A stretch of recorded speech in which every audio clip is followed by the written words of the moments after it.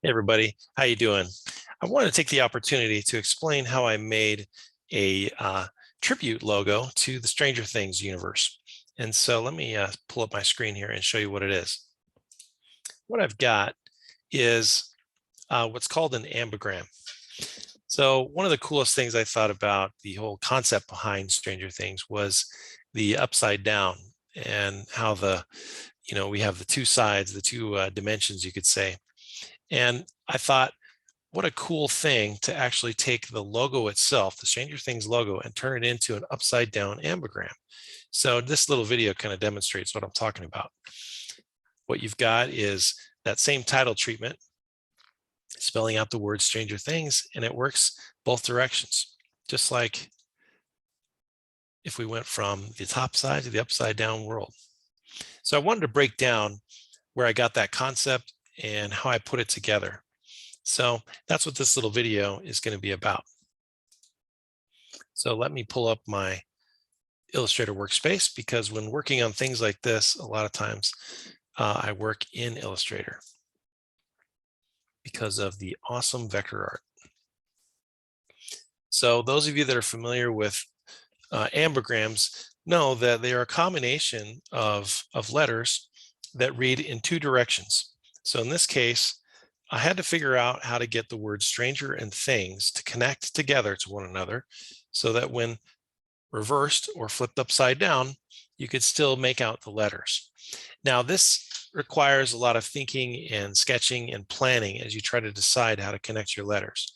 And there are a few videos I found online where different artists show how they do their sketching process. In this case, the method I like to do is basically write out the word one direction, flip it over, write out the word again, right over the top of it, and then start looking for ways and combinations of letters that might fit. So in my first attempt, I actually did that. I took the word stranger and then I wrote things upside down, and then I tried to think of ways to connect those letters together. Then I realized I was making a mistake. By doing it stranger and then things, I wouldn't have the logo reading the entire title in one direction. You'd have to flip it over to get one or the other. So I realized that to make this work, I'd have to go ahead and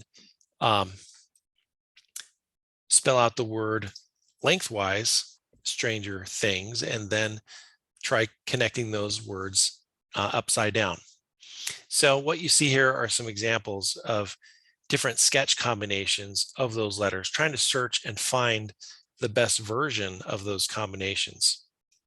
So in this case, what you see over here on this slide is you can see if you stack the T over the S, for example, the H over the G and so on, you start to look for those combinations.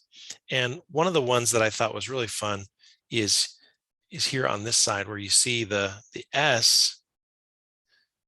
Come to find out, because it has an S on the end of the word things and at the beginning of stranger, you can get away with using the same letter.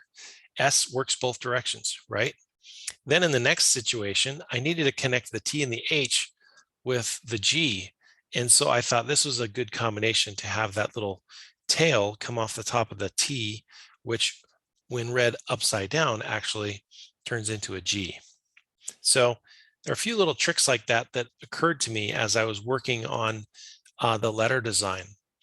And there's a nice little benefit that you only have to do half of the word or half of the phrase, because it's an exact duplicate. It's a mirror image. So once you get all the way to the middle here, you can see the E and the R connection. That's the same from that point on. So as long as you can figure out the first half of the phrase, then you've already got the second half figured out. So again, this is a sketching process where I like to take those pieces, sketch them out, work on those combinations, and I do them as separate little letter combinations, and then I kind of collage them together until I finally stack them and get that final piece. Here's an example where I took those initial sketches, kind of refined them, and worked on developing the outline as best I could to get that outline look, which I really wanted to see.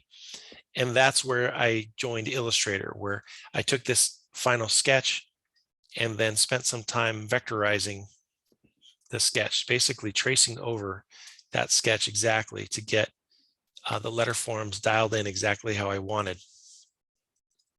I tried to follow the style of the initial font, the bend gap font, which is used for the Stranger Things title. I wanted to get that figured out. And I also wanted to do a little bit of the lighting treatment to get that cool glowing red outline view of the title itself. And so you can see how that was finished and came together. And I thought it worked out pretty good. All right, so that's a little bit of the history of that upside down ambigram for Stranger Things, and I hope you liked it. All right, see you later.